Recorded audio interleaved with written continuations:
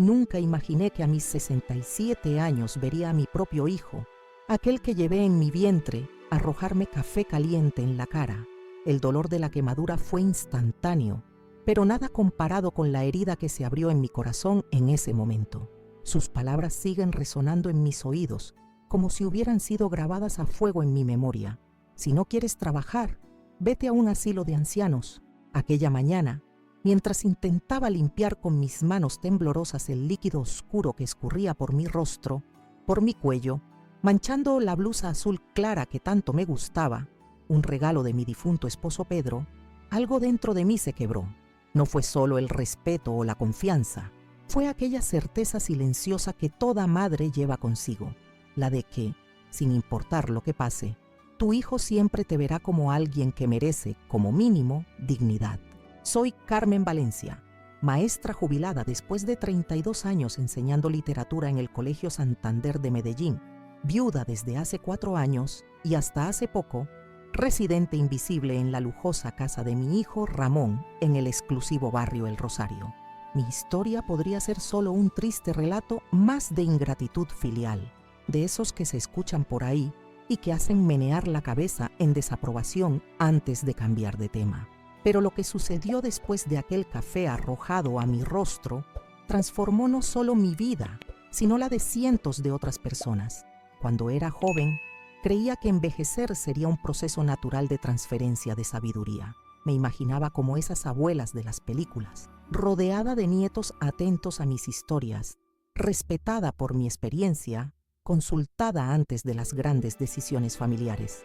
Qué ingenua fui. La realidad se mostró completamente diferente. Con el tiempo, me fui volviendo invisible en la propia casa, como un mueble antiguo que nadie tiene el valor de tirar, pero que tampoco nadie aprecia realmente. Recuerdo perfectamente el día del funeral de Pedro. El cielo de Medellín estaba inusualmente despejado, como si quisiera mostrarle a mi esposo el camino hacia las alturas con absoluta claridad. Yo estaba sentada en primera fila de la capilla, mis manos aferradas a un pañuelo húmedo, cuando Ramón se acercó y se arrodilló frente a mí. Sus ojos, tan parecidos a los de su padre, me miraron con lo que entonces interpreté como genuina preocupación. «Mamá», dijo, tomando mis manos entre las suyas, «no tiene sentido que te quedes sola ahora en ese apartamento tan grande. Vente a vivir con nosotros. Los niños adorarán tener a la abuela cerca y tú no tendrás que preocuparte por nada». En ese momento de vulnerabilidad, con el cuerpo de Pedro aún presente y mi corazón hecho pedazos, sus palabras sonaron como un salvavidas en medio de un océano de incertidumbre. ¿Cómo ibas diretante a enfrentar yo sola ese apartamento en Chapinero, lleno de recuerdos, de ecos, de fantasmas de una vida compartida? La propuesta de Ramón parecía la solución perfecta. Estaría cerca de mis nietos, Sofía y Mateo, a quienes adoraba. Tendría compañía constante, sería útil. Vendí prácticamente todo lo que había acumulado en décadas de vida matrimonial. Los muebles que Pedro y yo escogimos juntos, visitando tiendas durante semanas, hasta encontrar exactamente lo que queríamos. La vajilla que nos regalaron en nuestra boda y que usábamos solo en ocasiones especiales. Los libros que coleccionábamos con pasión, cada uno con pequeñas notas en los márgenes. Conversaciones silenciosas entre nosotros a través de la literatura. Todo fue negociado por una fracción de su valor, no solo material, sino emocional. «No necesitarás nada de esto, mamá», insistió Ramón mientras supervisaba la mudanza. «En casa tenemos todo lo que puedas necesitar. El dinero de la venta, una suma considerable que representaba el esfuerzo de toda una vida, lo deposité en una cuenta que Ramón se ofreció a administrar para emergencias. Después de todo, él era economista, trabajaba en una prestigiosa firma financiera. ¿Quién mejor que él para asegurarse de que mi dinero estuviera seguro y creciendo? Mi llegada a la casa del Rosario fue recibida con flores y una pequeña celebración familiar. Pilar, mi nuera, había preparado una cena especial. Los niños, Sofía de 12 años y Mateo de 8, estaban emocionados, corriendo a mostrarme cada rincón de la espaciosa casa, llevándome finalmente a lo que sería mi habitación, un cuarto modesto en la parte posterior, con vista al pequeño jardín trasero. «Es pequeño pero acogedor», explicó Pilar con una sonrisa que no llegaba a sus ojos. Pensamos que te gustaría tener tu propio espacio, algo íntimo. Durante las primeras semanas todo parecía ir bien. Me levantaba temprano, como siempre lo había hecho durante mis años de docencia, y preparaba el desayuno para todos. Huevos revueltos para Ramón, como le gustaban desde niño. Tostadas con mermelada casera para Pilar. Panqueques con forma de animales para Mateo. Frutas cortadas en formas geométricas para Sofía, que estaba en esa edad donde la presentación de la comida importaba más que el sabor. Después de que todos salían, Ramón a su trabajo, Pilar a su estudio de arquitectura, los niños al colegio, me dedicaba a las tareas domésticas. No es que me lo hubieran pedido explícitamente, pero parecía ser el acuerdo tácito. A cambio de la acogida, yo cuidaría de la casa. Lavaba, planchaba, ordenaba, cocinaba, siempre intentando ser útil, siempre procurando justificar mi presencia en ese espacio que, a pesar de la invitación, nunca terminé de sentir como propio. Por las tardes recogía a los niños del colegio. Esos momentos eran los más preciados de mi día. Sofía, siempre curiosa, me hacía preguntas sobre los libros que había leído, sobre mis años como maestra, sobre cómo era el mundo en los tiempos antiguos, como ella decía. Mateo, con su energía inagotable, me pedía que le contara historias sobre su abuelo Pedro, a quien apenas recordaba. Pero lentamente, casi imperceptiblemente, las cosas comenzaron a cambiar. Pilar empezó a sugerir pequeñas modificaciones a mi rutina. Doña Carmen, quizás sería mejor que no recoja a los niños del colegio. Hemos contratado un servicio de transporte que es más conveniente. Doña Carmen, las recetas tradicionales tienen demasiada grasa y azúcar.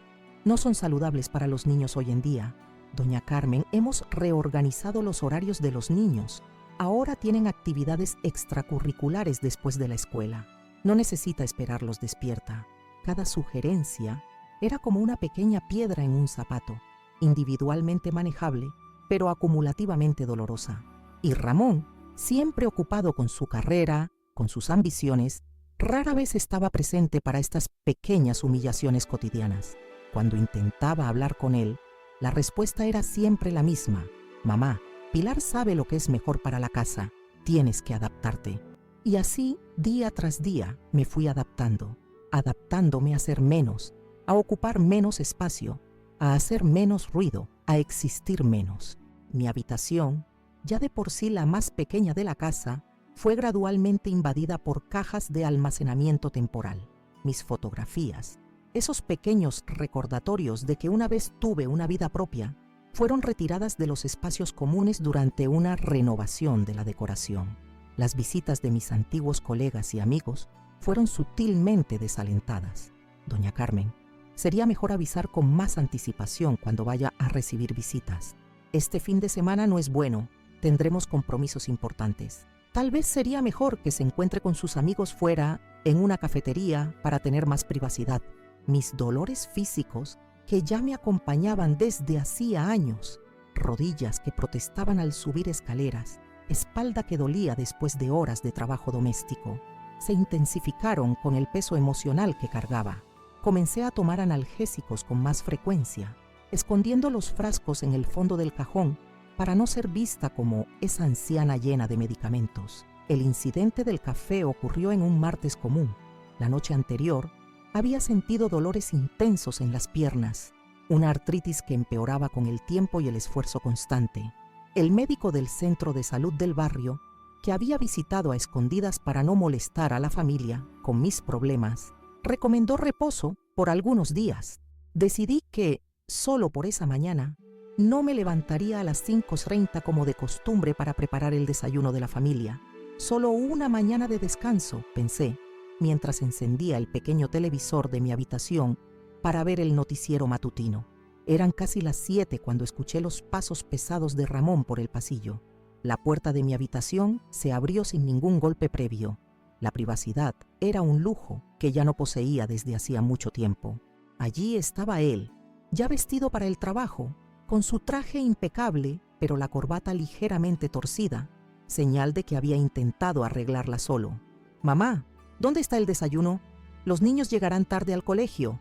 Pilar ya salió pensando que lo habías dejado todo listo».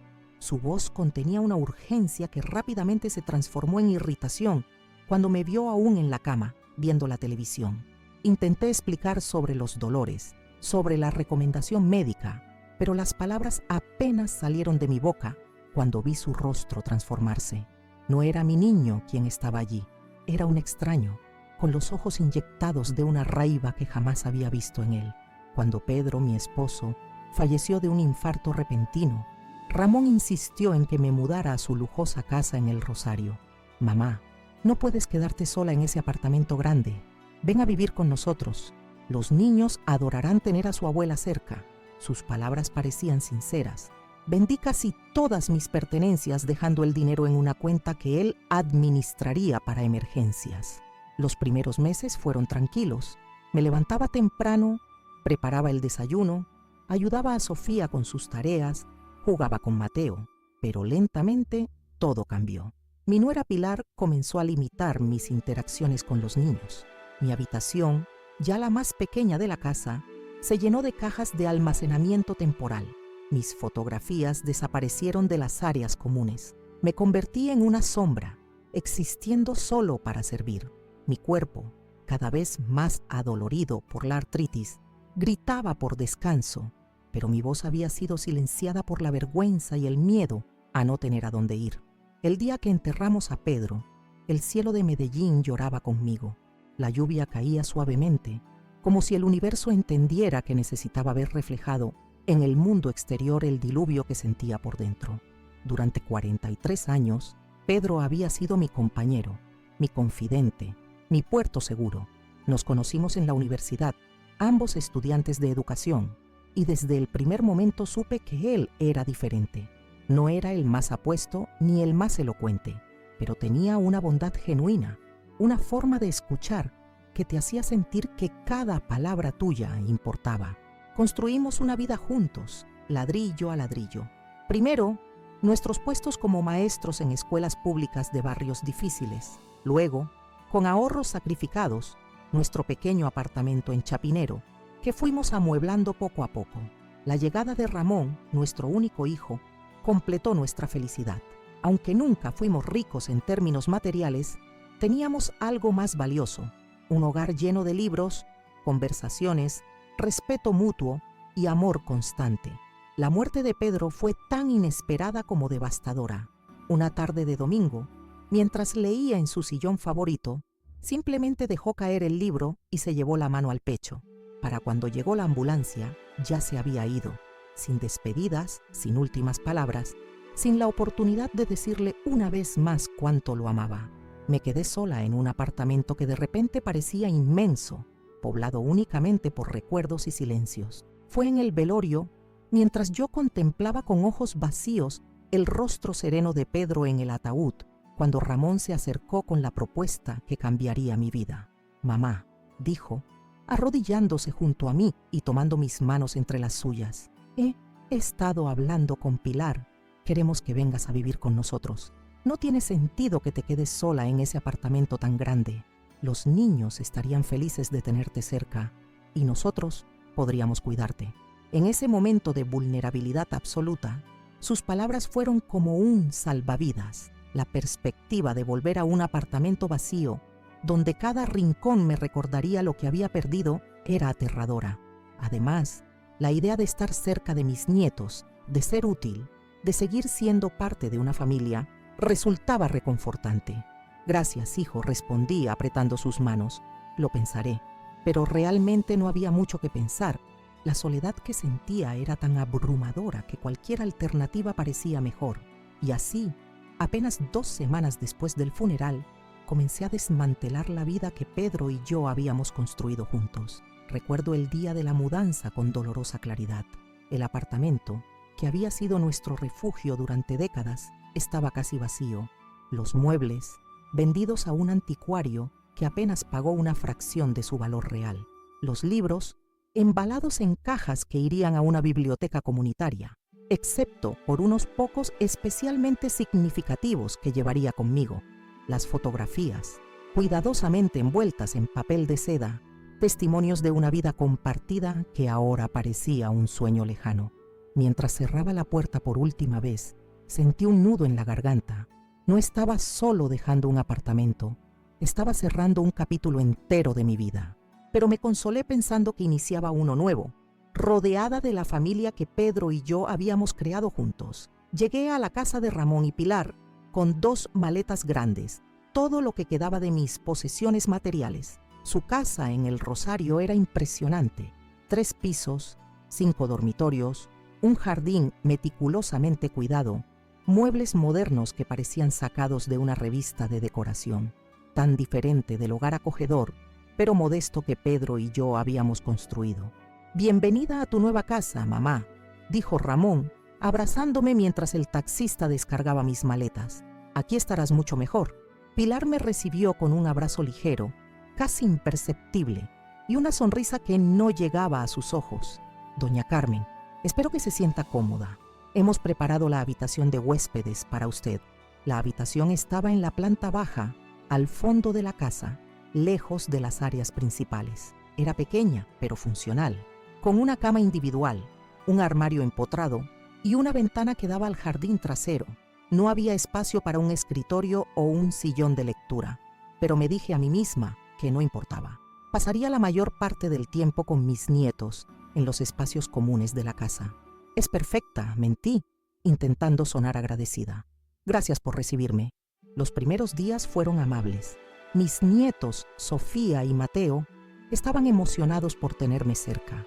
Sofía, con sus 12 años y una inteligencia que me recordaba a su padre a esa misma edad, me bombardeaba con preguntas sobre mi vida como maestra, sobre los libros que había leído, sobre cómo era el mundo en los viejos tiempos. «Abuela, ¿es verdad que antes no había internet?», preguntaba con los ojos muy abiertos. «¿Cómo buscaban información para la escuela?». Mateo, a sus 8 años, era pura energía y curiosidad. Le encantaban mis historias sobre Pedro, a quien apenas recordaba, y sobre la infancia de su padre. «Cuéntame otra vez cómo papá se perdió en el parque cuando tenía mi edad», pedía una y otra vez, riéndose de las travesuras de su padre como si fueran las suyas propias. Naturalmente, asumí algunas responsabilidades domésticas. Me levantaba temprano, preparaba el desayuno para todos, asegurándome de que cada uno tuviera sus preferencias: huevos revueltos para Ramón, yogur con granola para Pilar, pancakes para los niños. Luego ayudaba a preparar las loncheras escolares, planchaba las camisas de Ramón, regaba las plantas. Después de que todos salían, limpiaba la casa, preparaba la cena y esperaba con ansias el regreso de los niños de la escuela. Esos momentos a solas con ellos, antes de que sus padres volvieran del trabajo, eran los más felices de mi día. Ayudaba a Sofía con sus tareas de español y literatura, jugaba juegos de mesa con Mateo, les preparaba meriendas especiales que los hacían sonreír.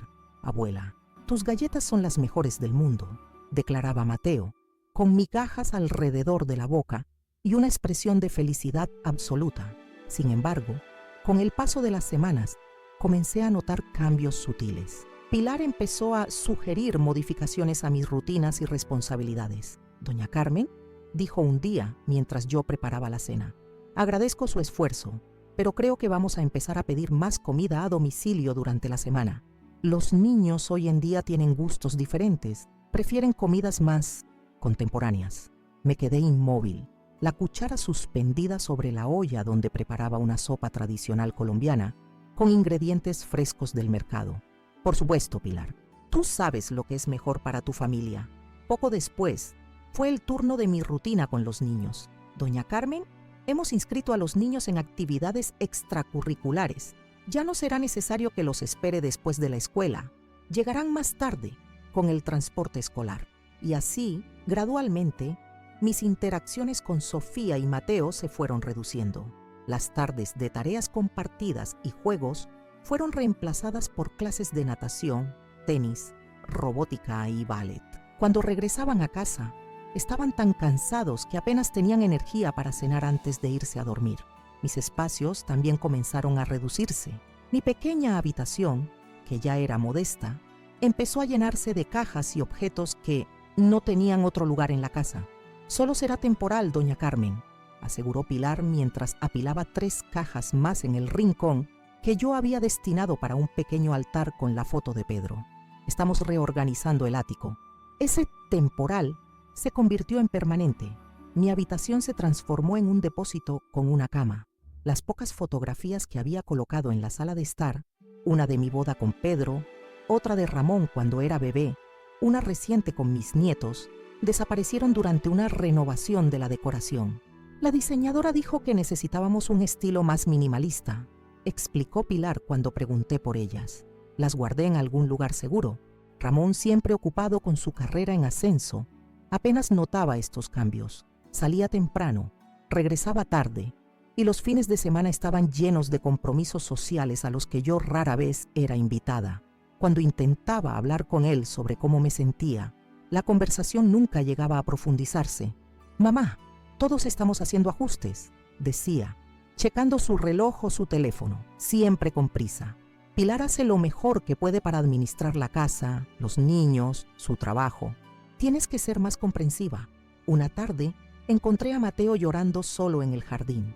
Había sido regañado por Pilar por mostrarme su boletín de calificaciones antes que a ella.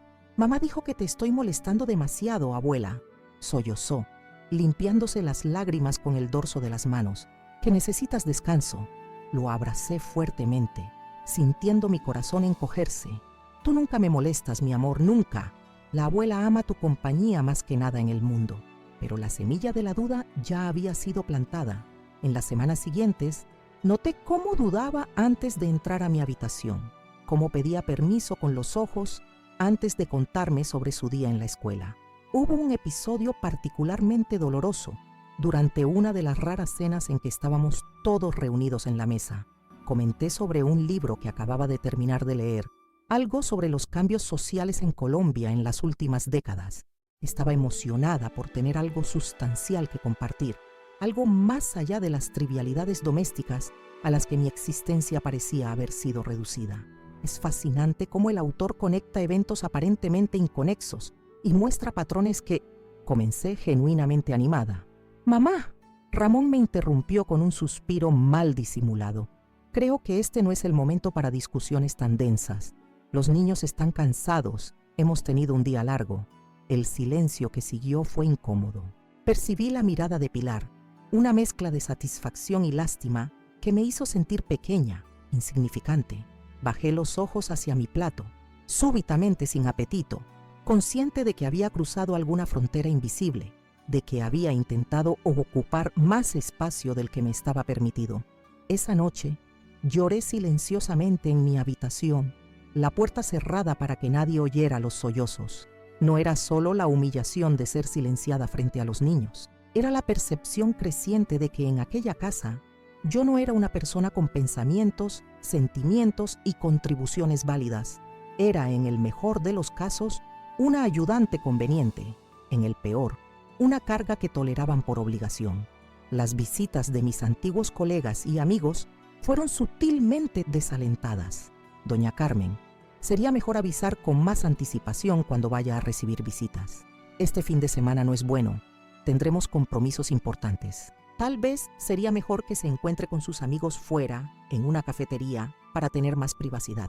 Gradualmente, mi mundo se fue encogiendo. Los almuerzos dominicales, que inicialmente eran momentos de reunión familiar, se volvieron cada vez más raros, sustituidos por compromisos con amigos de Ramón y Pilar, cenas en restaurantes donde yo no era invitada, o simplemente días de descanso, en que cada uno permanecía en su rincón de la casa. Yo, invariablemente, confinada a mi habitación cada vez más pequeña. Los dolores físicos empeoraron. Un médico del centro de salud, que visité sola, tomando 3 autobuses para llegar allí porque no quería molestar pidiendo que me llevaran, diagnosticó una artritis avanzada, agravada por el exceso de esfuerzo físico. Recomendó reposo, fisioterapia, medicamentos más fuertes. ¿Tiene alguien que pueda ayudarla en casa?, preguntó con genuina preocupación. Mentí. Dije que sí, que mi familia era muy atenta. No pude admitir ni para mí misma la realidad de mi situación. Hubo días buenos, por supuesto, momentos en que Sofía venía a mi habitación para pedirme ayuda con un trabajo escolar sobre Gabriel García Márquez, susurrando que prefería mi explicación a la de sus profesores. Mañanas en que Mateo se escabullía a mi cama, aún soñoliento, pidiendo historias sobre el abuelo Pedro que no conocí. Eran pequeños oasis de afecto en un desierto creciente de indiferencia. La noche anterior al incidente del café fue particularmente difícil. Los dolores en las piernas eran tan intensos que apenas pude dormir. Me sentía febril, con un malestar que iba más allá de lo físico. Tomé los analgésicos que el médico me había recetado, pero parecían no hacer efecto. Pasé horas mirando el techo en la oscuridad, escuchando los sonidos de la casa, pensando en Pedro, en los años que compartimos, en cómo habría sido envejecer juntos, apoyándonos mutuamente. Decidí, en algún momento de esa madrugada interminable, que solo por una mañana me permitiría descansar. Solo un día, sin levantarme al amanecer, para preparar el desayuno, sin planchar uniformes, sin organizar loncheras. Seguramente la familia lo entendería. Después de todo, yo también era humana, envejecía. Mi cuerpo tenía límites que ya no podía ignorar. Cuando finalmente el amanecer filtró algo de luz a través de mi ventana, encendí el pequeño televisor que tenía en mi habitación. El noticiero matinal hablaba de eventos lejanos que parecían no tener ninguna relación con mi pequeño mundo de dolor y silencio. Pero era una compañía, voces humanas que llenaban el espacio, que me recordaban que había un mundo más allá de esas cuatro paredes. Eran casi las 7 de la mañana cuando escuché los pasos de Ramón en el pasillo, pasos pesados, irritados, que se dirigían directamente hacia mi habitación. La puerta se abrió de golpe sin ningún golpe previo. La privacidad era un lujo que había perdido hace mucho. Allí estaba mi hijo, ya vestido para el trabajo, el ceño fruncido, los ojos brillantes de irritación. Mamá, ¿dónde está el desayuno? Los niños van a llegar tarde al colegio. Pilar ya salió para su oficina pensando que tenías todo listo. Intenté incorporarme, ignorando el dolor agudo que subió por mi columna. Hijo, lo siento, estoy con mucho dolor en las piernas hoy. El médico del centro de salud recomendó que descansara. Pensé que solo por hoy no pude terminar la frase. Vi el rostro de Ramón transformarse, como si una máscara hubiera caído. Sus ojos, que siempre me parecieron tan parecidos a los de Pedro, ahora brillaban con una rabia que nunca había presenciado antes. «Médico, ¿qué médico? ¿Has estado saliendo por ahí sin avisar a nadie? ¿Y desde cuándo tienes problemas de salud que yo no conozco?» La incredulidad en mi voz fue instantánea. «Ramón, he tratado de hablar sobre mis dolores durante meses. La semana pasada mencioné durante la cena que viniste a esta casa para ayudar, no para dar problemas», me interrumpió, su voz cargada de un desprecio que me dejó helada. «¿Crees que estamos en un hotel? ¿Que puedes quedarte ahí acostada viendo televisión mientras todos corremos?» No pude responder. La conmoción ante sus palabras me había robado el habla. Noté que sostenía una taza de café, probablemente la única que consiguió prepararse antes de venir a buscarme. El líquido oscuro oscilaba peligrosamente con sus gestos bruscos. «Hijo, solo necesito descansar hoy. Mañana estaré mejor» y sucedió tan rápido que por un instante mi cerebro no pudo procesarlo. Ramón, en un gesto que parecía ocurrir en cámara lenta, arrojó el contenido de la taza en mi dirección. Sentí el café caliente golpear mi rostro, deslizarse por mi cuello, empapar mi pijama favorito, aquel de algodón azul claro que Pedro me regaló en nuestra última Navidad juntos. La sensación de quemazón fue inmediata, pero el shock emocional era tan grande que por algunos segundos quedé paralizada, incapaz de reaccionar. El líquido caliente escurría por mi rostro, por mi pecho, manchando las sábanas claras. «Si no quieres trabajar, vete a un asilo de ancianos». Las palabras salieron como veneno de la boca de mi hijo, cada sílaba cargada de un desprecio que jamás imaginé que pudiera sentir por mí. No había vacilación en su voz, ningún rastro de arrepentimiento por lo que acababa de hacer, solo un desdén frío, calculado, como si durante mucho tiempo hubiera esperado una oportunidad para dejar clara mi posición en esa casa. Aquella mañana, el dolor en mis piernas era insoportable. El médico del centro de salud, que había visitado a escondidas, me recomendó reposo. Decidí, solo por ese día, no levantarme a las 5:30 como de costumbre. Eran casi las 7 cuando escuché los pasos pesados de Ramón en el pasillo. La puerta de mi habitación se abrió sin aviso previo. «Mamá, ¿dónde está el desayuno? Los niños llegarán tarde a la escuela». Pilar ya salió pensando que tenías todo listo. Intenté explicar sobre mis dolores, pero apenas comencé a hablar, vi su rostro transformarse. No era mi niño quien estaba allí, era un extraño, con ojos inyectados de una ira que jamás había visto. Viniste a esta casa para ayudar, no para dar problemas. ¿Crees que estamos en un hotel? Antes de que pudiera responder, tomó la taza de café que acababa de servirse y la arrojó hacia mí. Sentí el líquido caliente golpear mi rostro, deslizarse por mi cuello, empapar mi ropa. El dolor físico fue inmediato, pero el shock emocional me paralizó.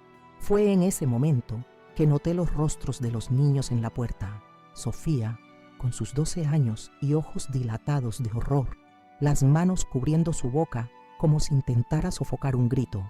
Mateo, aferrado a su mochila escolar como si fuera un escudo, lágrimas silenciosas corriendo por su rostro redondo.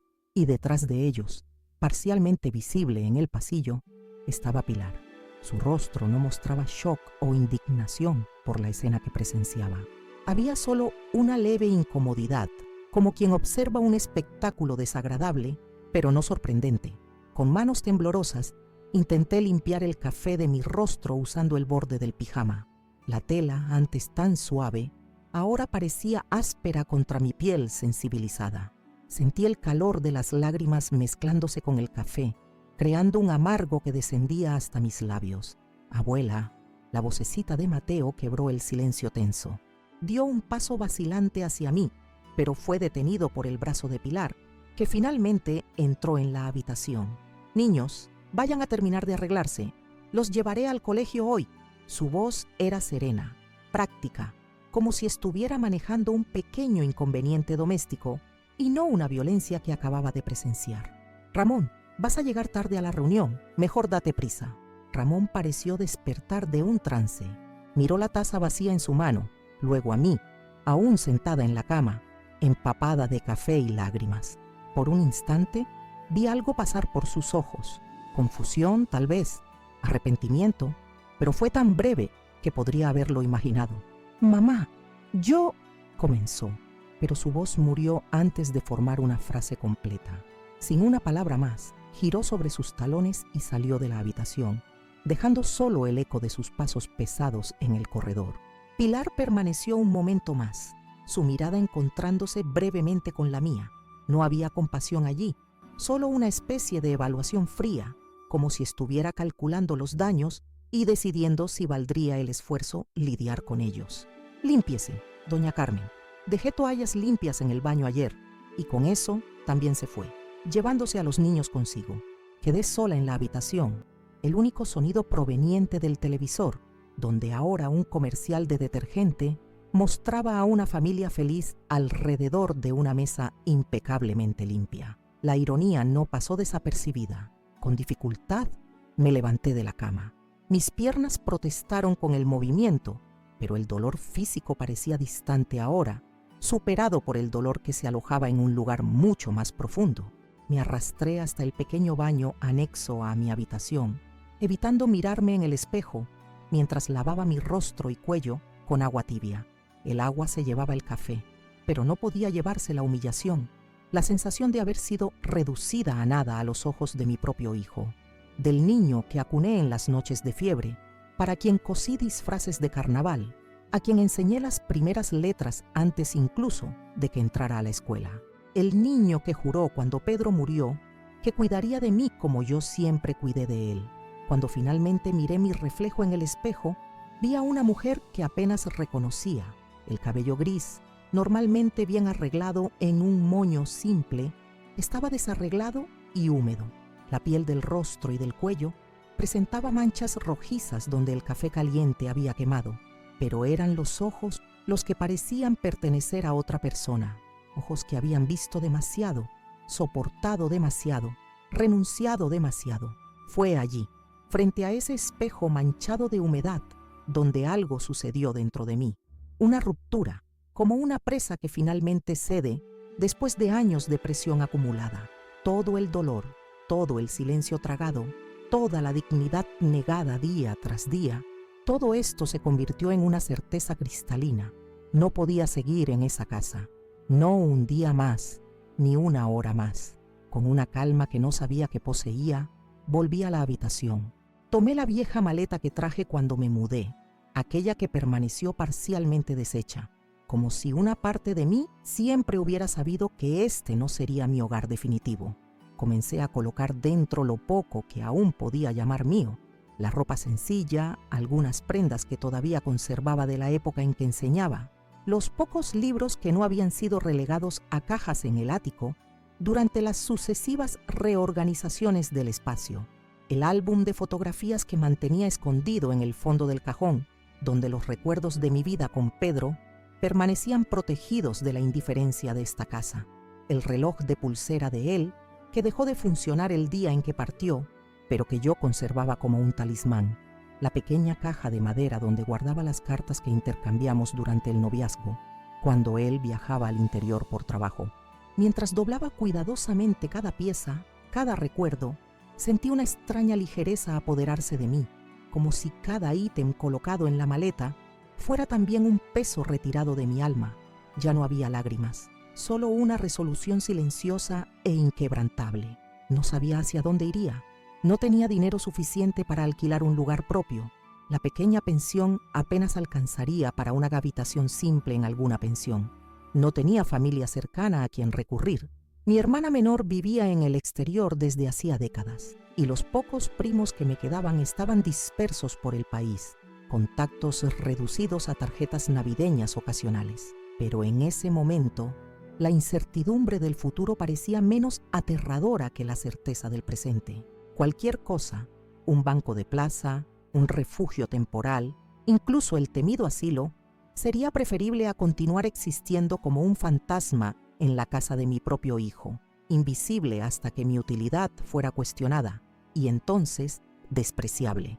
Terminé de arreglar la maleta, cerrando la cremallera con un movimiento decidido. Cambié el pijama manchado de café por un vestido sencillo, de esos que Pilar consideraba demasiado antiguos para usar cuando había visitas. Me peiné, recogí el cabello en el moño habitual, apliqué un leve toque de labial en los labios, pequeños rituales de dignidad que me ayudaban a recuperar algún sentido de control. Tomé el bolso, verifiqué que mis documentos y el poco dinero que tenía estuvieran allí. Miré una última vez la habitación que, durante casi 3 años, intenté transformar en un hogar. Las paredes desnudas, las cajas apiladas, el pequeño televisor ahora silencioso, nada de esto guardaba ningún rastro verdadero de mi existencia. Era como si nunca hubiera habitado realmente ese espacio, como si solo hubiera ocupado temporalmente un rincón que no me pertenecía. Arrastré la maleta por el corredor, cada paso una pequeña victoria sobre el dolor en las piernas y el peso de la humillación. La casa estaba silenciosa, vacía. Pilar había llevado a los niños al colegio. Ramón probablemente ya estaba en el trabajo, impartiendo órdenes con la misma autoridad con que me había despachado. Al llegar a la sala, una ola de recuerdos intentó asaltarme. Allí estaba el sofá donde, en los primeros meses, me sentaba con los niños para contarles historias. La mesa donde, ocasionalmente, todos se reunían para una cena familiar. La estantería de donde mis fotografías habían sido retiradas para dar lugar a objetos decorativos sin alma, elegidos por combinar con la paleta de colores de la decoradora. Resistí el impulso de mirar atrás mientras caminaba hacia la puerta principal. No había nada allí que mereciera una despedida sentimental. Esa casa nunca fue mía, y ahora entendía que nunca lo sería. Abrí la puerta y el aire de la mañana me golpeó como una caricia inesperada. El sol brillaba con una intensidad que parecía irónica, dada la oscuridad de los últimos acontecimientos. La tranquila calle del barrio El Rosario se extendía ante mí, los jardines bien cuidados de las casas vecinas, los autos lujosos estacionados en los garajes. Un escenario de prosperidad que escondía, como bien sabía ahora, sus propias miserias silenciosas. No había planeado lo que haría a continuación. ¿A dónde iría con una maleta, poco dinero y las piernas doloridas? ¿Cuál sería el primer paso en este inesperado viaje de liberación? La incertidumbre debería ser aterradora, pero extrañamente me sentía más tranquila que en mucho tiempo. Fue en ese momento cuando escuché el sonido de una bocina, un automóvil negro, no muy nuevo, pero bien conservado, estacionó junto al bordillo, justo frente al portón de la casa. Por un instante pensé que podría ser Ramón regresando, tal vez arrepentido de lo que había hecho, o Pilar, volviendo después de dejar a los niños. Pero cuando la ventanilla del conductor bajó, reveló un rostro que no había visto en muchos años, un rostro marcado por el tiempo, enmarcado por cabello completamente blanco, pero con ojos que aún brillaban con la misma gentileza que me cautivó décadas atrás, cuando éramos solo jóvenes estudiantes de la misma facultad. Doña Mercedes me llamó. «Vine lo más rápido que pude», dijo Joaquín, su mirada evaluando la maleta a mi lado, las marcas rojizas aún visibles en mi cuello. Ella vio todo desde la ventana de su casa. Estaba preocupada. Me quedé sin palabras por un momento. Doña Mercedes era la vecina anciana que vivía en la casa de al lado, una señora reservada con quien solo intercambiaba saludos educados ocasionalmente. Nunca imaginé que estuviera observando, que hubiera presenciado mi humillación a través de las ventanas. «Joaquín, no sé qué decir», balbuceé, súbitamente consciente de mi apariencia, de la situación expuesta a los ojos de alguien que conocía de una vida anterior, de un tiempo en que yo todavía era respetada, todavía era alguien. Él salió del auto, se acercó con pasos tranquilos y tomó mi maleta sin hacer preguntas. Sus movimientos eran gentiles, respetuosos, como si entendiera la fragilidad del momento sin necesitar explicaciones. «No necesitas decir nada ahora, Carmen. Primero salgamos de aquí». Su voz era baja, firme, reconfortante. «Doña Mercedes ofreció su casa para que te quedes el tiempo que necesites. Tiene una habitación de huéspedes que rara vez usa. Miré una última vez la casa que, durante casi 3 años, intenté llamar hogar. No había nostalgia, solo una certeza creciente de que lo que estaba dejando atrás no era un refugio, sino una prisión que yo misma ayudé a construir con mi silencio, mi aceptación, mi desesperada necesidad de seguir siendo útil, de seguir siendo amada. «Estoy lista», dije, sorprendida por la firmeza en mi propia voz. Joaquín abrió la puerta del pasajero para mí, un gesto simple de cortesía que hacía mucho no experimentaba. Mientras me acomodaba en el asiento, noté que los dolores en las piernas, aunque todavía presentes, parecían menos importantes ahora, como si mi cuerpo entendiera que finalmente nos estábamos moviendo en la dirección correcta, alejándonos de la fuente de un dolor mucho más profundo. El auto comenzó a alejarse lentamente. A través del espejo retrovisor, vi la casa de Ramón y Pilar quedando atrás, haciéndose más pequeña con cada metro hasta convertirse en solo una construcción elegante entre tantas otras en ese barrio privilegiado. «¿A dónde vamos ahora?», pregunté, más para mí misma que para Joaquín. Él sonrió, una sonrisa amable que llegaba hasta sus ojos. «A un lugar donde puedas sanar, Carmen. Y después, a donde tú quieras». En ese momento, mientras el auto recorría las calles arboladas de Medellín, comprendí que el café arrojado a mi rostro no había sido solo un acto de crueldad, había sido, irónicamente, el despertar que necesitaba, la quemadura que, finalmente, me hizo sentir algo más allá del adormecimiento emocional en que venía existiendo. Y mientras nos alejábamos del pasado, sentí algo que no experimentaba desde hacía mucho tiempo, la posibilidad de un futuro que, aunque incierto, sería verdaderamente mío. La casa de Doña Mercedes era una construcción antigua, en un barrio más modesto que el Rosario. No tenía el lujo ostentoso de la residencia de Ramón y Pilar, pero poseía una dignidad propia, de esas casas que envejecen con gracia, acumulando historias en cada rincón. Un pequeño jardín al frente, con rosales bien cuidados, daba la bienvenida a los visitantes. Ella nos esperaba en el portal. Una señora de 75 años, con cabello blanco recogido en un moño sencillo, muy parecido al mío. Sus ojos, enmarcados por arrugas profundas, revelaban una sabiduría adquirida con los años. Cuando me vio salir del auto, se apresuró hacia mí, ignorando su propia dificultad para caminar. «Carmen, mi querida, entra, entra», dijo, tomando mis manos entre las suyas. «Vamos a cuidarte ahora». Fui conducida a una habitación sencilla, pero acogedora. Una cama individual con colcha hecha a mano, una cómoda antigua de madera oscura, una ventana que daba al jardín trasero, en las paredes algunos cuadros con paisajes serenos, Un pequeño crucifijo colgado sobre la cabecera de la cama me recordaba la fe que, admito, había dejado de lado en los últimos años. Preparé un té de manzanilla, dijo doña Mercedes, regresando a la habitación con una bandeja, y separé algunos medicamentos para esas quemaduras.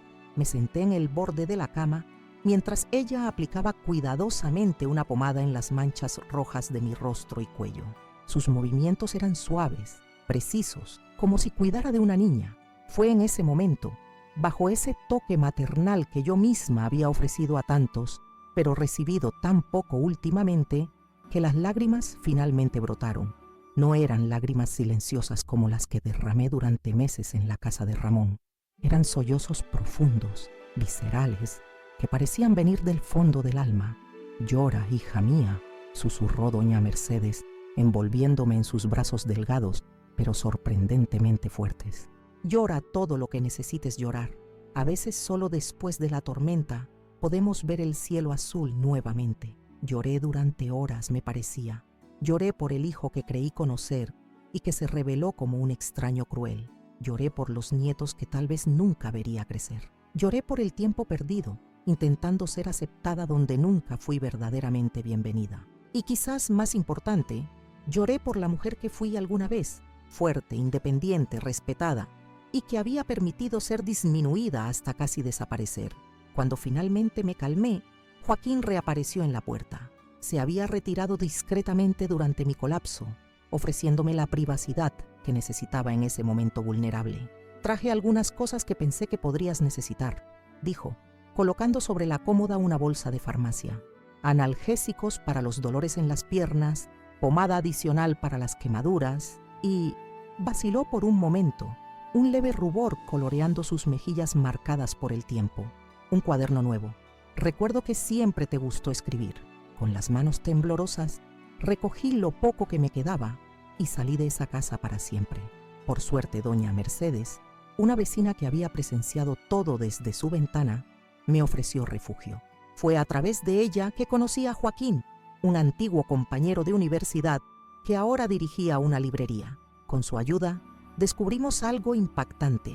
Ramón no solo me había maltratado, sino que también se había apropiado de mi dinero. Mi apartamento en Chapinero, que supuestamente había vendido, seguía a mi nombre y estaba siendo alquilado ilegalmente. Mi pensión de maestra había sido desviada a empresas fantasma. Y lo más escalofriante, encontramos documentos que probaban que Ramón había manipulado los medicamentos de Pedro, provocando el infarto que lo mató, todo para adelantar su herencia. Peor aún, tenía planes de internarme en una clínica clandestina en Venezuela, donde me mantendrían sedada mientras él controlaba legalmente todos mis bienes. La verdad me destrozó, pero también despertó en mí una fuerza que no sabía que tenía. Aquel pequeño gesto de Joaquín, regalarme un cuaderno porque recordaba mi afición a la escritura después de tantos años, me conmovió profundamente. ¿Cómo podía recordar ese detalle sobre mí tras décadas sin vernos? En la universidad apenas nos conocíamos. Yo, estudiante de letras enfocada en convertirme en maestra, él, cursando biblioteconomía, siempre rodeado de libros. Teníamos pocos amigos en común, algunas clases compartidas, y sin embargo, recordaba que yo solía llevar un cuaderno para anotar pensamientos, poemas, reflexiones. «Gracias», logré decir, la voz aún ronca por el llanto, «por todo esto, por estar aquí». Él simplemente asintió, con una sonrisa gentil en los labios. «Descansa ahora. Mañana podemos hablar más». Los días siguientes transcurrieron en una especie de neblina. Dormía mucho, el cuerpo finalmente respondiendo al agotamiento acumulado de años de servicio constante y noches mal dormidas. Cuando estaba despierta, me sentaba en la pequeña terraza trasera de la casa de doña Mercedes, observando los pájaros en el jardín o hojeando algunas de las revistas antiguas que ella guardaba en un estante del pasillo. Al cuarto día, Joaquín volvió a visitarme. Me encontraba en la terraza, intentando completar un crucigrama de una revista, cuando lo vi llegar por el jardín, cargando una carpeta de cuero bajo el brazo. «Buenos días, Carmen», me saludó, sentándose en la silla vacía a mi lado. «¿Cómo te sientes hoy? ¿Los dolores han mejorado?» «Un poco», respondí, notando que efectivamente las piernas dolían menos. Tal vez fuera el descanso. O quizás la ausencia del estrés constante, de intentar ser invisible e indispensable al mismo tiempo. ¿Qué te trae aquí tan temprano? Ajustó los anteojos sobre su nariz, un gesto que reconocí como señal de nerviosismo. Tengo una propuesta que hacerte, o mejor dicho, una sugerencia. Abrió la carpeta y extrajo algunos papeles. He estado pensando en lo sucedido y algo no me parece correcto en la forma en que tu hijo maneja tus bienes. Fruncí el ceño, confundida. ¿Mis bienes? No tengo bienes, Joaquín. Vendí casi todo cuando me mudé a casa de Ramón. El poco dinero que tenía lo dejé en una cuenta que él administraba para mí, para emergencias. Exactamente, dijo, extendiéndome algunos extractos bancarios. Me tomé la libertad de consultar a un amigo que es abogado, con tu permiso, por supuesto, y él planteó algunas cuestiones preocupantes. Miré los papeles sin entenderlos realmente. Números, fechas, montos, todo parecía una confusión. ¿Qué estoy viendo aquí? Tu pensión, Carmen. Los depósitos mensuales del Fondo de Jubilación de Maestros y también lo que quedó de la venta de tus bienes cuando te mudaste. Según estos extractos, el dinero ha sido movido regularmente durante los últimos 3 años. Sentí un escalofrío recorrer mi espalda. ¿Cómo que movido? Nunca usé ese dinero. Pensé que estaba guardado, como Ramón me aseguró. Y debería estarlo, confirmó Joaquín, con rostro serio. Pero ha habido retiros regulares, transferencias a una cuenta empresarial que casualmente pertenece a una de las empresas de tu hijo. La revelación cayó sobre mí como un balde de agua fría. Ramón no solo me había reducido a una sirvienta en su casa, sino que también se estaba apropiando de lo poco que yo tenía. El dinero de la venta del apartamento donde viví con Pedro, los muebles que llevaban las memorias de toda una vida, la pequeña pensión por la que trabajé durante décadas como maestra, todo eso estaba siendo usado por él. No puede ser, murmuré, más para mí misma que para Joaquín. Él no me haría eso.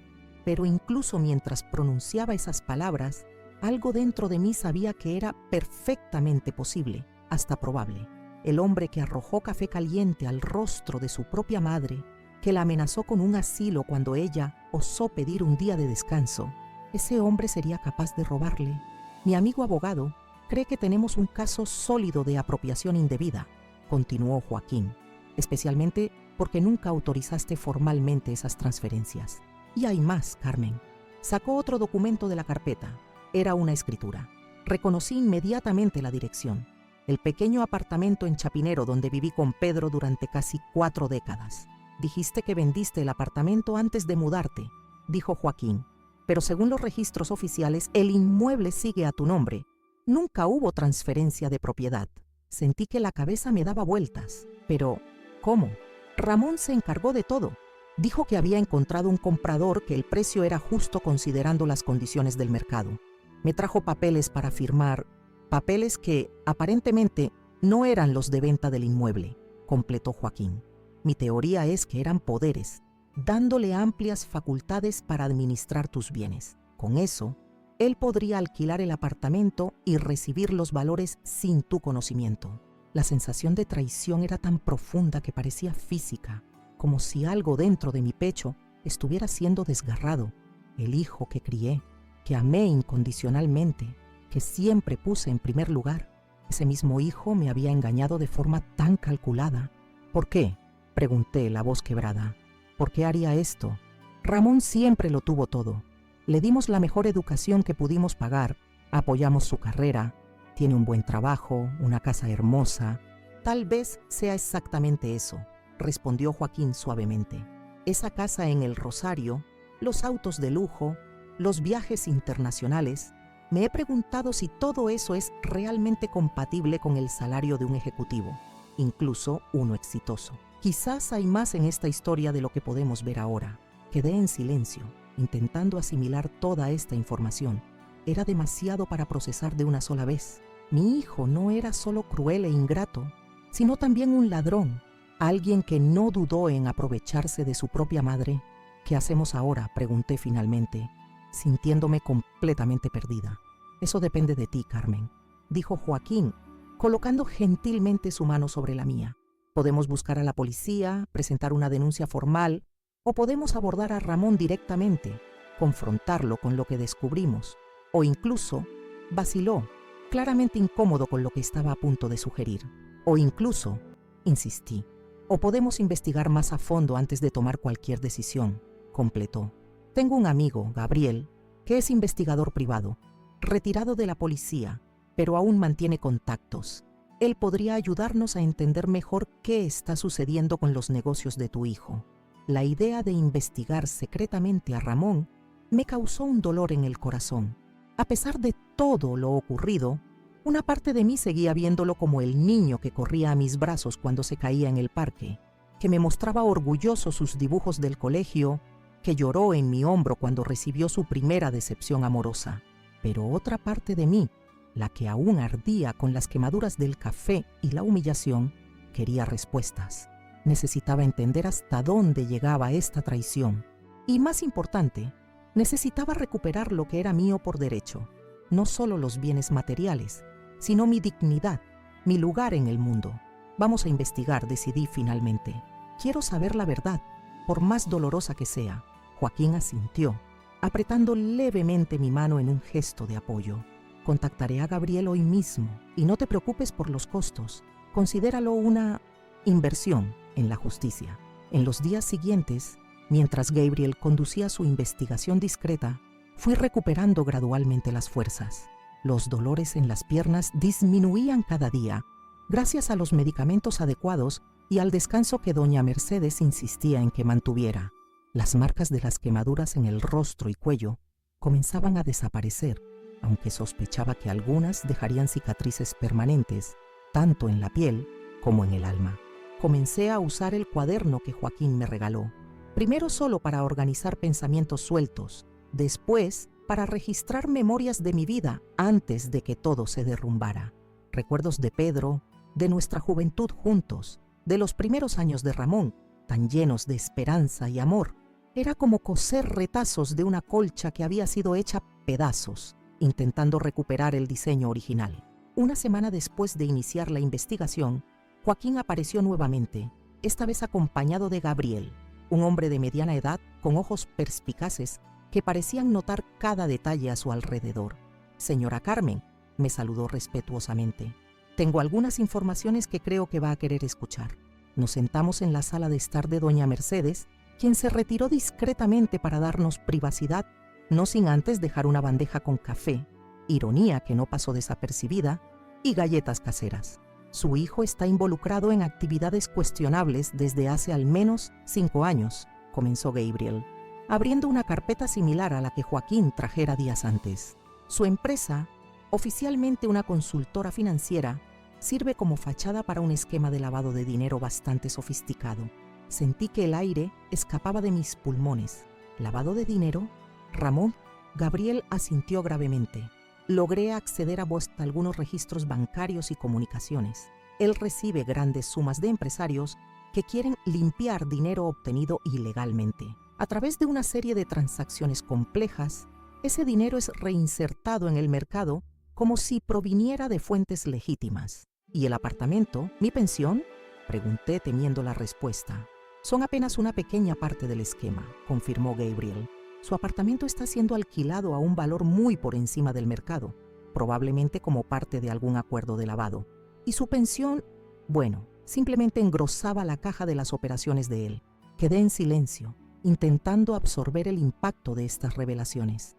Mi hijo no era solo cruel conmigo, era un criminal, alguien que vivía al margen de la ley, que había construido su aparente prosperidad sobre mentiras y fraudes. Hay algo más, agregó Gabriel vacilante. Durante mi investigación, encontré evidencias de que su hijo está planeando una gran operación en los próximos días, una transferencia sustancial a cuentas en el exterior, posiblemente preparándose para abandonar el país antes de que las autoridades descubran el esquema. ¿Huiría?, pregunté incrédula. ¿Y Pilar? ¿Los niños? Por lo que pude observar, su nuera está al tanto de todo. Probablemente partiría con él. En cuanto a los niños, Gabriel hizo una pausa, claramente incómodo. Es difícil decir, señora. Una ola de náusea me invadió. Sofía y Mateo, mis nietos inocentes, envueltos en esa red de mentiras y crímenes, tal vez arrancados del colegio, de los amigos, llevados a algún país lejano donde crecerían bajo la sombra de las acciones de su padre. ¿Qué podemos hacer?, pregunté, la voz temblorosa de emoción. Fue Joaquín quien respondió, colocando una mano reconfortante sobre mi hombro. Tenemos pruebas suficientes para llevarlas a las autoridades. Gabriel tiene contactos en la fiscalía, personas que tratarían el caso con la discreción necesaria. Pero estás pensando en los niños, completó comprensivo, en el escándalo, en el impacto que esto tendría sobre todos. Asentí silenciosamente. A pesar de todo, a pesar de la traición, de la humillación, del robo, seguía preocupándome por el bienestar de mis nietos. Seguía importándome lo que sucedería con Ramón, aunque él no mereciera mi consideración. Hay otra opción, sugirió Gabriel, intercambiando una mirada significativa con Joaquín. Un enfoque más estratégico. ¿Qué tipo de enfoque?, pregunté intrigada. En lugar de ir directamente a las autoridades, podríamos usar lo que sabemos como forma de presión, confrontar a su hijo con las evidencias, exigir la devolución de lo que es suyo por derecho y garantizar que cese inmediatamente estas actividades criminales. ¿Una oportunidad de redención?, pregunté, sintiendo un destello de esperanza encenderse en mi pecho.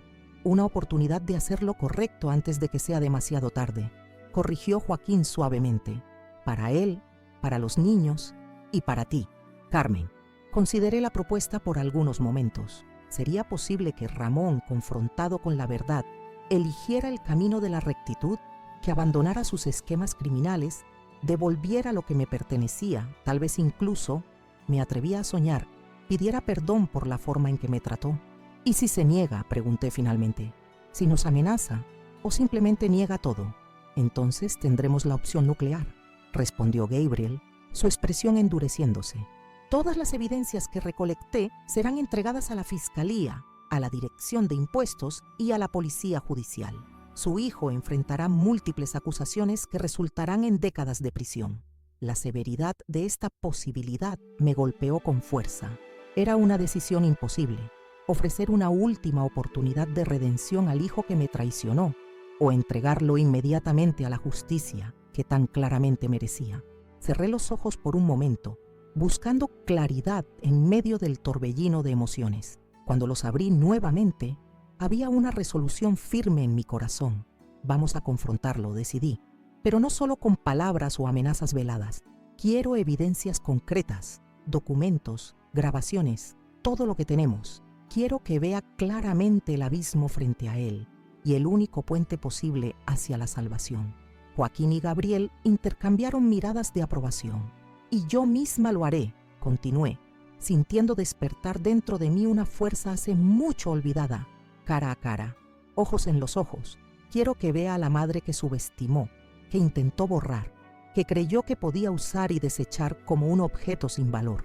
¿Estás segura, Carmen?, preguntó Joaquín, preocupación evidente en su voz. Podría ser peligroso. Él ya demostró que es capaz de violencia. Toqué instintivamente las marcas casi invisibles en mi cuello. Recuerdo del café arrojado. Estoy segura. Y esta vez no estaré sola o desprevenida.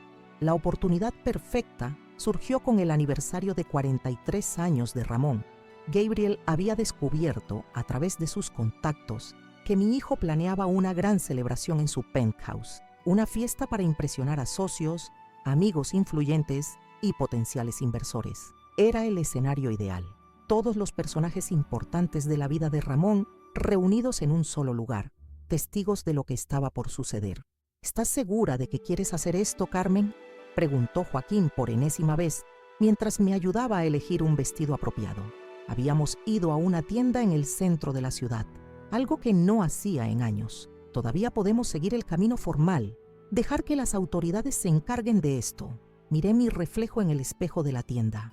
La mujer que me devolvía la mirada no era más la sombra en que me había convertido en los últimos años. El vestido azul marino, simple pero elegante, caía perfectamente sobre mi cuerpo. El cabello, que doña Mercedes insistió en arreglar en una peluquería cercana a su casa, estaba impecablemente peinado. Las marcas de las quemaduras en el cuello habían desaparecido casi por completo, cubiertas por un maquillaje leve pero eficiente.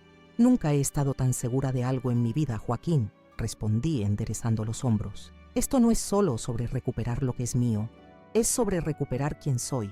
Con la ayuda del inspector Gabriel Suárez, reunimos todas las pruebas. En lugar de ir directamente a las autoridades, ideé un plan. Durante 6 meses, fingí ser una madre preocupada, visitando a Ramón en la cárcel, iniciando una campaña por la reducción de su pena. Todos estaban sorprendidos por mi compasión. Organicé lo que todos creían sería un evento benéfico para mi recién creada Fundación Amanecer, con la élite de Medellín, autoridades y prensa. Gracias a mis súplicas, Ramón obtuvo un permiso especial para asistir, escoltado. La gala fue transmitida en vivo por Televisión Nacional. Cuando subí al escenario, todos esperaban un discurso sobre perdón. En cambio, revelé en pantallas gigantes las pruebas de sus crímenes: el asesinato de Pedro, los planes para internarme, años de abuso documentados por los empleados de la casa. Hoy no verán a una abuela frágil pidiendo perdón por buscar justicia, declaré. Verán a una mujer que se niega a ser invisible, que se niega a que su dolor sea silenciado. La humillación pública fue devastadora. Ramón intentó huir, pero fue detenido. Pilar fue arrestada al intentar escapar. El video alcanzó 50 millones de visualizaciones en 24 horas, desatando manifestaciones en toda América Latina. En la noche de la gala, Joaquín me dejó a 2 cuadras de la casa de Ramón. Gabriel nos esperaría en la esquina opuesta, listo para intervenir si algo saliera del plan. Dentro de mi pequeño bolso de mano, llevaba lo que Gabriel llamó nuestro seguro: una memoria USB con todas las evidencias de las actividades criminales de Ramón, una pequeña grabadora activada por voz y un teléfono móvil con el número de un fiscal de la Fiscalía en marcación rápida. Caminé lentamente por la acera de adoquines del barrio El Rosario, sintiendo una mezcla de ansiedad y determinación. Las luces de la casa de Ramón brillaban intensamente y la música podía escucharse incluso a distancia. Automóviles de lujo se alineaban en la calle: Mercedes, BMWs, Audis, exhibiendo la prosperidad de los invitados. Al llegar a la entrada, fui recibida por un guardia de seguridad contratado especialmente para el evento. Consultó una lista de invitados en su tablet. ¿Su nombre, señora? Carmen Valencia, respondí con firmeza. Soy la madre del homenajeado. El hombre arqueó las cejas sorprendido, claramente no esperando esa información. Después de unos momentos incómodos verificando la lista, se disculpó. No veo su nombre aquí, señora. Permítame verificar con el señor Ramón. No será necesario, interrumpí sacando del bolso un pequeño sobre. Tengo aquí un regalo especial para mi hijo, algo que querrá recibir personalmente. Por favor, simplemente anuncie mi llegada. Había una autoridad en mi voz que no reconocí de inmediato, un eco de la maestra que fui durante décadas, acostumbrada a dirigir salones de clase y ser respetada. El guardia vaciló solo un momento antes de asentir y conducirme hasta la entrada de la casa. El interior estaba irreconocible. La decoración, siempre impecable y fría según los estándares estéticos de Pilar, ahora ostentaba arreglos florales exuberantes, iluminación sofisticada y un equipo de camareros circulando con bandejas de canapés y copas de champán. Un pianista tocaba suavemente en un rincón de la sala, creando una atmósfera de refinamiento que contrastaba con el nerviosismo que sentía crecer dentro de mí. Varios invitados me miraron con curiosidad cuando entré. Yo no pertenecía a ese círculo social, eso era evidente. Incluso con el vestido nuevo y el cabello arreglado, había algo en mí que delataba mi origen más simple, mi vida dedicada a la educación y no a las apariencias o al estatus. Divisé a Ramón en el centro de un grupo, riendo fuerte de algún chiste, una copa de champán en la mano. Pilar estaba a su lado, deslumbrante en un vestido rojo ajustado, sonriendo esa sonrisa calculada que yo conocía tan bien. No había señales de los niños. Probablemente estaban en alguna habitación con una niñera contratada especialmente para la ocasión. Respiré profundo y caminé hacia ellos, sintiendo cada paso como si estuviera en cámara lenta. Fue Pilar quien me vio primero. Sus ojos se agrandaron por la sorpresa y tocó discretamente a Ramón, inclinándose para susurrarle algo al oído. Él se volvió lentamente y nuestras miradas se encontraron a través de la sala. Vi el momento exacto en que me reconoció, seguido por una rápida secuencia de emociones. sorpresa, confusión y finalmente un cálculo frío sobre cómo manejar mi presencia inesperada en su evento cuidadosamente orquestado. «¿Mamá?», dijo, separándose del grupo y viniendo hacia mí con pasos medidos. «¡Qué sorpresa! No esperábamos verte aquí». «Imagino que no», respondí calmadamente. Después de todo, no fui invitada. Un silencio incómodo se instaló entre nosotros. Noté cómo verificaba mi apariencia, tal vez buscando señales de las quemaduras que había causado. Tal vez simplemente sorprendido de verme bien vestida y compuesta, tan diferente de la mujer humillada que dejó su casa semanas atrás. «Estás diferente», comentó finalmente. «Soy yo misma nuevamente», corregí suavemente. «Vine a traer tu regalo de cumpleaños, hijo». Extendí el sobre que llevaba. Lo tomó con vacilación, como si pudiera contener algo peligroso. «¿Podemos hablar en privado?», sugirió, lanzando miradas preocupadas a los invitados cercanos, que comenzaban a observar nuestra interacción con creciente interés. «En realidad», respondí, elevando ligeramente el volumen de mi voz, «creo que tu regalo merece una audiencia. Después de todo, no todos los días se cumplen 43 años, ¿verdad?». Antes de que pudiera protestar, me dirigí al centro de la sala, donde el espacio estaba más abierto. Como si sintiera la tensión en el ambiente, el pianista disminuyó el ritmo de la música hasta detenerse por completo. Las conversaciones alrededor fueron disminuyendo gradualmente hasta que un silencio expectante se apoderó del ambiente. «Buenas noches a todos», comencé, sorprendiéndome a mí misma con la firmeza de mi voz. «Para aquellos que no me conocen, soy Carmen Valencia, madre de Ramón. Muchos de ustedes deben estar preguntándose quién es esta señora que apareció sin invitación en la elegante fiesta. Bien, hasta hace algunas semanas, yo vivía en esta casa, cuidando de mis nietos, cocinando, limpiando, siendo útil de la forma en que me permitían ser». Ramón avanzó rápidamente intentando interrumpirme. «Mamá, creo que no estás bien. Hablemos en privado, ¿sí?». «Estoy perfectamente bien, hijo», respondí, dando un paso atrás para mantener la distancia. De hecho, nunca he estado mejor desde que salí de esta casa. Salí, además, no por elección propia, sino porque mi hijo, dije, dirigiéndome ahora a los invitados, arrojó café caliente en mi rostro cuando tuve la osadía de pedir un día de descanso debido a los dolores en mis piernas. Un murmullo de asombro recorrió la sala.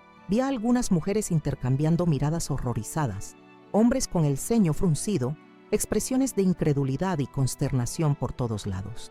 «Está confundida», intentó explicar Ramón forzando una sonrisa. «Edad avanzada, ya saben. A veces mezcla realidad con fantasía».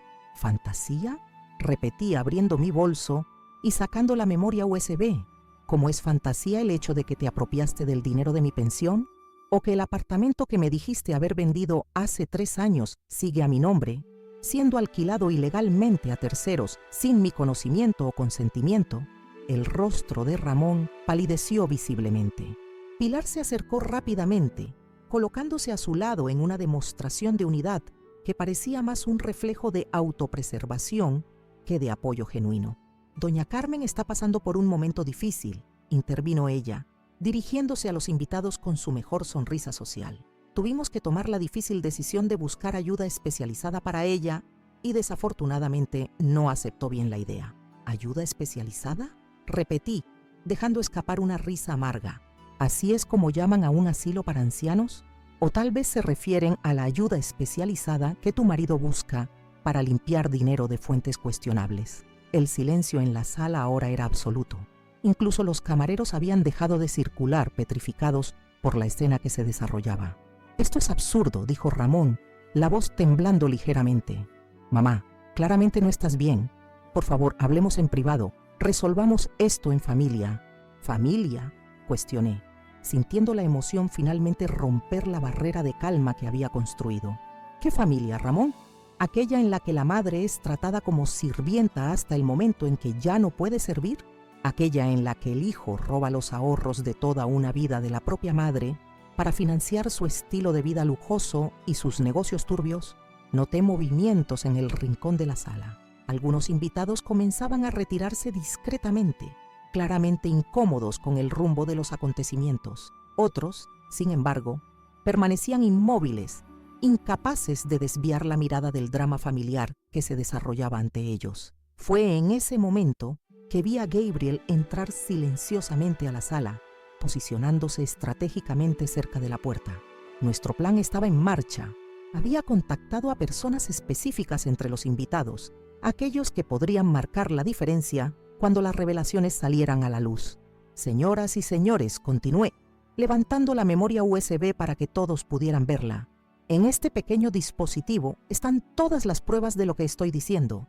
Extractos bancarios mostrando transferencias ilegales de mi cuenta a empresas fantasma. Documentos probando que mi apartamento sigue a mi nombre mientras mi hijo se embolsa el alquiler. Y, lo más importante, evidencias detalladas del esquema de lavado de dinero que financia esta casa, estos automóviles de lujo, esta fiesta extravagante.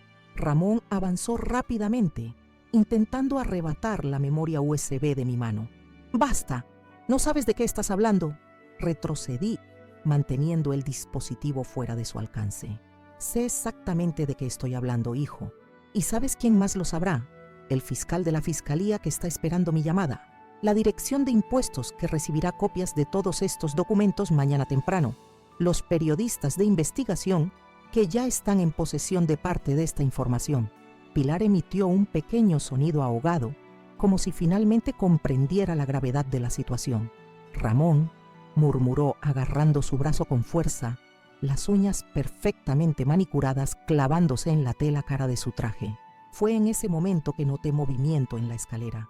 Sofía y Mateo, mis nietos, estaban parados allí, observando la escena con ojos muy abiertos. No estaban en pijama, como sería de esperar a esa hora de la noche, sino vestidos como si estuvieran listos para salir. Una observación que registré vagamente, pero cuya importancia solo comprendería más tarde. ¿Abuela?, llamó Mateo, su vocecita cortando el silencio tenso de la sala. Sentí mi corazón encogerse. No había planeado que los niños presenciaran esto, pero tal vez era inevitable. Tal vez era necesario que vieran la verdad sobre sus padres, por más dolorosa que fuera. «Hola, mi amor», respondí suavemente. «¿Vas a volver a casa ahora?», preguntó bajando algunos escalones, ignorando el gesto frenético de Pilar para que permaneciera donde estaba. Antes de que pudiera responder, Ramón explotó. «Esto es ridículo. Voy a llamar a seguridad para sacarte de aquí. Estás arruinando mi fiesta, avergonzando a la familia con estas acusaciones absurdas». «¿Absurdas?», repetí, manteniendo la calma. «¿Entonces niegas que te apropiaste de mi dinero? ¿Niegas que alquilaste mi apartamento sin mi autorización? ¿Niegas que estás involucrado en esquemas de lavado de dinero?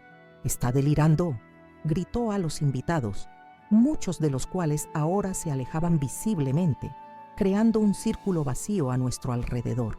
«Es la edad, ¿entienden? Está confundida, mezclando cosas». Fue entonces cuando una voz grave y autoritaria sonó desde el fondo de la sala. «En realidad, señor Valencia, las acusaciones parecen bastante específicas y bien fundamentadas». Un hombre de mediana edad, con un traje discreto pero evidentemente costoso, dio un paso al frente. Lo reconocí inmediatamente de las fotografías que Gabriel me había mostrado. Era el fiscal de la fiscalía, uno de los invitados especiales que habíamos asegurado que estaría presente. Eduardo Montero, fiscal federal, se presentó no a Ramón, sino a la sala en general. Vine a este evento invitado por un colega, pero confieso que no esperaba un espectáculo tan esclarecedor. A su lado, otro hombre se manifestó. Carlos Almeida, Dirección de Impuestos. Curioso cómo la información que recibimos anónimamente la semana pasada parece encajar perfectamente con lo que estamos escuchando ahora. El rostro de Ramón perdió todo el color. Sus ojos saltaban de un invitado a otro, como si buscara desesperadamente aliados, una salida. Pilar, por su parte, retrocedía lentamente hacia la escalera, donde los niños permanecían paralizados. «Es un malentendido», balbuceó Ramón, la confianza anterior completamente evaporada. «Puedo explicarlo todo. Son negocios complejos, estructuras fiscales legítimas que pueden parecer...» «Ahórranos eso, Ramón», interrumpí suavemente. El tiempo de las mentiras terminó. En ese momento, Gabriel se acercó discretamente a mí, susurrando en mi oído. «Agentes federales acaban de llegar. Están afuera. esperando autorización para entrar y ejecutar órdenes de allanamiento y captura. Asentí levemente, sintiendo una extraña calma envolverme. No había planeado que las cosas llegaran a este punto tan rápidamente.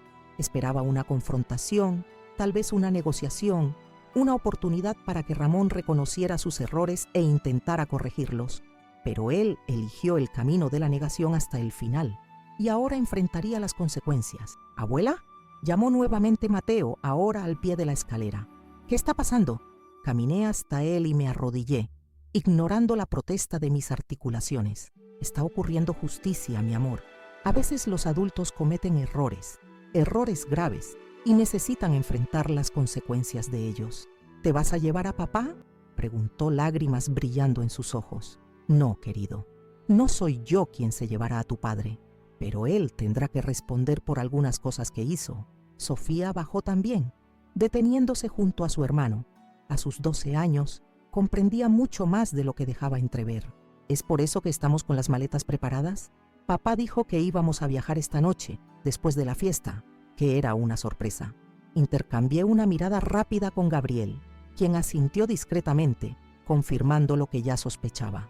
Ramón planeaba huir del país con la familia inmediatamente después de la fiesta, probablemente utilizando documentos falsos y cuentas en el exterior preparadas para esa eventualidad. Antes de que pudiera responder a mi nieta, la puerta principal se abrió y varios agentes federales entraron, liderados por un hombre de expresión severa que inmediatamente se dirigió a Ramón. «Ramón Valencia, soy el agente Rodríguez de la Policía Judicial. Tenemos una orden para su arresto por los delitos de apropiación indebida, estafa, lavado de activos y evasión fiscal. También tenemos una orden de allanamiento para esta residencia». Lo que siguió fue un torbellino de actividad. Ramón siendo esposado y leyéndole sus derechos, Pilar gritando histéricamente mientras otros agentes le impedían interferir, invitados en pánico intentando salir lo más rápido posible, algunos cubriendo sus rostros para no ser fotografiados por los agentes que documentaban la escena. En medio de ese caos, permanecí con mis nietos, abrazándolos, intentando protegerlos del trauma de ver a sus padres siendo llevados. Joaquín había entrado también a la casa y se unió a nosotros, su presencia sólida y reconfortante a mi lado. «¿Qué va a pasar con nosotros ahora, abuela?», preguntó Sofía, su voz pequeña y asustada a pesar de la madurez que intentaba demostrar. Miré a Joaquín, quien asintió alentadoramente, y luego a los niños. «Vendrán conmigo, mis amores. Tengo un lugar donde podemos estar juntos, seguros, mientras todo esto se resuelve». «¿Pero y papá y mamá?», insistió Mateo. Respiré profundo, buscando las palabras adecuadas. «Ellos necesitarán resolver algunas cosas con la justicia. Llevará tiempo y no será fácil, pero estaré con ustedes en cada paso del camino, lo prometo». Mientras los últimos invitados se retiraban y los agentes federales comenzaban a registrar metódicamente la casa, Ramón fue conducido hacia la puerta. Se detuvo brevemente al pasar junto a nosotros, su mirada encontrándose con la mía una última vez. «¿Por qué, mamá?», preguntó, la voz ronca de emoción, rabia, desesperación, tal vez incluso un destello tardío de arrepentimiento. «¿Por qué me hiciste esto?». Miré al hombre en que mi hijo se había convertido, tan distante del niño que crié con amor y esperanza. «No te hice esto, Ramón. Tú te lo hiciste a ti mismo. Cada elección, cada mentira, cada momento en que decidiste que las apariencias y el dinero eran más importantes que la honestidad y el respeto». Hice una pausa, sintiendo el peso de los pequeños brazos de mis nietos a mi alrededor. «Pero quiero que sepas algo. A pesar de todo, seguiré siendo tu madre, y cuando estés listo para enfrentar la verdad, para reconstruir tu vida sobre bases más sólidas que la mentira y la explotación, estaré esperando». Él no respondió. Tal vez no había nada más que decir en ese momento. Los agentes lo condujeron fuera, y pronto Pilar lo siguió, lanzándome una última mirada que mezclaba odio y miedo en partes iguales. Quedamos allí, yo, Joaquín, Sofía y Mateo, como sobrevivientes de un naufragio, aferrados unos a otros mientras la tormenta se alejaba lentamente. La elegante fiesta estaba completamente arruinada, la casa en desorden con agentes moviéndose de una habitación a otra, abriendo cajones, verificando computadoras, recolectando evidencias. «¿Vamos a casa?», Preguntó Mateo frotándose los ojos cansados. Sí, mi amor, respondí, intercambiando una mirada significativa con Joaquín. Vamos a casa. Y mientras salíamos de esa casa que nunca fue verdaderamente un hogar, supe que el camino por delante sería difícil. Habría procesos judiciales, interrogatorios, tal vez incluso un juicio, donde tendría que testificar contra mi propio hijo. Habría noches en que los niños llorarían por la ausencia de sus padres, preguntas para las cuales yo no tendría respuestas fáciles, heridas que tardarían en sanar, pero por primera vez en muchos años sentía que estaba siguiendo el camino correcto. No el más fácil, ciertamente no el menos doloroso, pero el único que me permitiría mirarme al espejo y reconocer a la mujer que me devolvía la mirada. Carmen Valencia, no más una sombra, no más una sirvienta, sino una mujer completa, dueña de su propia historia. El café arrojado a mi rostro aquella mañana no fue el fin, como pensé en ese momento. Fue apenas el comienzo, doloroso, sí, pero necesario, de un viaje de redescubrimiento y redención que continuaría en los días, meses y años venideros.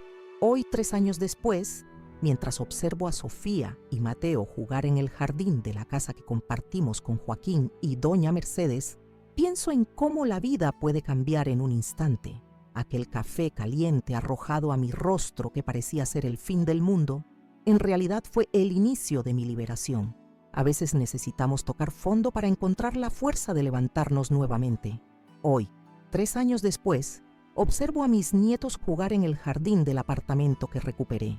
La ley Carmen Valencia protege ahora a miles de adultos mayores en Colombia. Ramón cumple una condena de 30 años sin posibilidad de reducción. Pero esta historia va más allá de la venganza. Es sobre recuperar la dignidad, alzar la voz cuando todos esperan silencio y transformar el dolor en propósito. Si estás viendo esto y te reconoces en mi historia, si has sido tratado como una carga, si tu voz ha sido silenciada, si tu valor ha sido medido solo por tu utilidad, sabes que no estás solo. Mereces respeto, amor y dignidad. Nunca es tarde para comenzar de nuevo. Este canal, Abuela Recordó, existe para dar voz a historias como la mía. Si te ha conmovido lo que has escuchado, te pido que te suscribas. Tu apoyo nos permite seguir creando contenido que visibiliza realidades que muchos prefieren ignorar. Hacer este video requirió mucho esfuerzo, revivir momentos dolorosos, pero vale la pena si ayuda a otros. Dale like para que esta historia llegue a más personas. Y por favor, cuéntame en los comentarios, ¿qué piensas de lo que pasó? ¿Conoces casos similares? ¿Cómo habrías actuado en mi lugar? Tus comentarios no solo me importan a mí, sino que pueden ser la luz que guíe a alguien más hacia su propia liberación. Desde Medellín, para todo el mundo hispanohablante, yo, Carmen Valencia, te agradezco por escucharme. Recuerda, el café que un día quemó mi rostro terminó encendiendo una llama mucho más poderosa dentro de mí. Nunca imaginé que mi historia personal provocaría tanto impacto. Cuando inicié este canal Abuela Recordó hace 2 años, lo hice con una simple grabación desde la pequeña sala de la casa de doña Mercedes, con el teléfono que Joaquín me regaló. No buscaba fama ni reconocimiento, solo quería que otras personas mayores supieran que no estaban solas, que sus voces importaban, que merecían respeto. El camino después de aquella noche de la gala no fue fácil. Los primeros meses fueron especialmente difíciles para mis nietos. Sofía, siempre tan analítica, intentaba comprender cómo sus padres habían podido actuar de esa manera. Mateo despertaba frecuentemente con pesadillas, llamando a su madre entre lágrimas. Hubo momentos en que dudé de mi decisión, en que me pregunté si no habría sido mejor callar, aceptar, seguir siendo invisible para protegerlos del escándalo y el dolor. Pero entonces recibí la primera carta. Era de una mujer de 73 años de Cali que había visto la noticia en televisión. Gracias por darme el valor para hablar, escribió. Mi hijo también se ha apropiado de mi pensión durante años. Después de ver lo que hiciste, hoy fui al banco y cambié las claves de mis cuentas. Luego llegó otra carta y otra más. Pronto eran decenas, cientos, adultos mayores de toda Colombia, luego de toda América Latina, compartiendo historias similares. Maltrato, negligencia, abuso financiero, aislamiento. La mayoría nunca había hablado de esto, por vergüenza, por miedo a no ser creídos, por temor a perder el poco contacto familiar que les quedaba. Fue entonces cuando, con la ayuda de Joaquín, quien se convirtió en mucho más que un amigo con el paso de los meses, decidí utilizar parte del dinero recuperado para crear la Fundación Amanecer.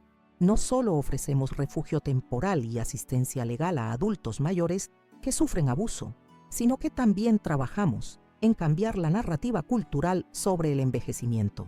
El proceso judicial contra Ramón ocupó los titulares durante meses. A medida que los investigadores profundizaban, descubrían nuevas capas de corrupción, nuevos cómplices, nuevas víctimas. El esquema de lavado de dinero resultó ser mucho más grande de lo que imaginábamos inicialmente, involucrando a políticos y empresarios prominentes. Varios de los invitados a la fiesta de cumpleaños terminaron también enfrentando cargos. Pilar aceptó un acuerdo con la fiscalía, recibiendo una sentencia reducida a cambio de información.